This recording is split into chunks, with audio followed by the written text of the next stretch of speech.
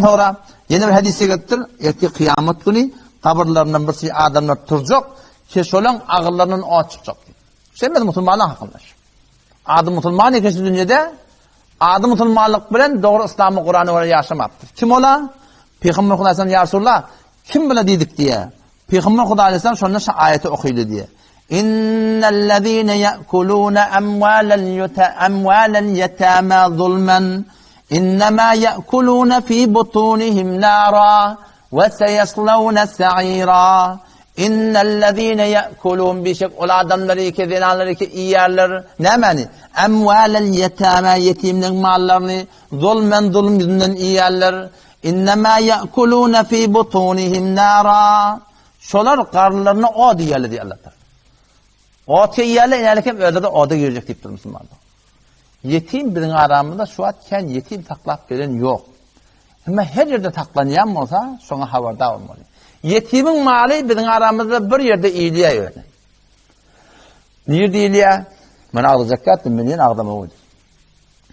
Sayman, bir adam şu ölüye. Sağıyla oğlunu çıkkaliye. Kadim adamla 50-60 yaşan adamla. Gittiğin soran sorardan. Kadim zamanla lağırtın senin kurtulanamışsın.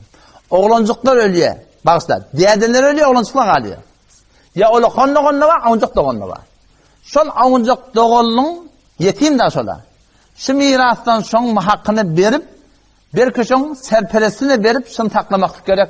Nemediliye kıynasak da şu 7 günne, ayının 40'ını yüzünde, şu deden koyup giden malından, enen koyup giden malından, gav bişir yerle, düşür yerle, gav sorusunu iyi yerle. O şu suratında şuna haram deyip durulmalı.